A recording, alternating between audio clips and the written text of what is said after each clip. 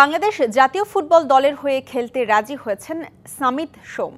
বাফুফে চেষ্টা করছে 10 জুন ঢাকার মাঠে সিঙ্গাপুরের বিপক্ষে তাকে অভিষেক করাতে। এখন শুধু দরকার ফিফার অনুমোদন আর কানাডা ফুটবল ফেডারেশনের ছাড়পত্র।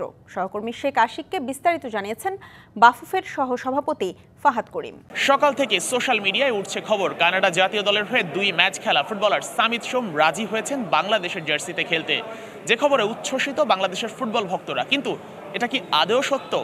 তাই জানবো বাফুফের সহসভাপতি ফাহাদ করিমের কাছ থেকে। হামজা চৌধুরী এসেছে এবং খুব শর্টেস্ট টাইম। এরপরে সামিত সোমের ব্যাপারে আসলে অনেক কনফিউশন ছিল, সে নিজেও কনফিউজ ছিল। মানে ফাইনালি কি ঘটলো আসলে? না, আলহামদুলিল্লাহ, আপনি জেনে খুব খুশি হবেন, আজকে উনি আমাদের কনফার্ম করেছেন। একনল হ্যান্ড ওয়াশ 100% প্যারাবেন ফ্রি, তাই নিরাপদ হাতের জন্য আস্থা রাখুন একনলে। যে he wants to play and he is willing to play. তো এখন আমরা আগামীকাল আমাদের বিএফএ আমাদের টিমকে নিয়ে বসবো, যে ওনার প্রসেস যেটা হবে, সো সেটা টোটাল কতদিন লাগবে ওটা ওনাকে জানাবো আমরা। সো এখানে দুটো ধাপ আছে, একটা হচ্ছে আমাদের সরকারের মানে আমাদের তরফ থেকে, যেটা হচ্ছে ওনার জন্ম নিবন্ধন এবং passport. So that is definitely আমরা ফাস্ট ট্র্যাক করবো।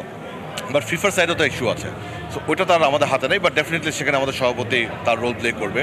সামিত সোম কিন্তু অলরেডি 2টা ম্যাচ খেলেছে কানাডার হয়ে, এইখানে কি একটু জটিলতা আছে কিনা? না, আমার জটিলতা না, এটা প্রসিডিউরাল ইস্যু। উনি দুটো ন্যাশনাল টিমের FIFA exhibition match, not a FIFA official friendly, but তার আগে কিন্তু উনি এইচ ভিত্তিক দলে, কানাডা জাতীয় এইচ ভিত্তিক দলে দুইবার খেলেছেন।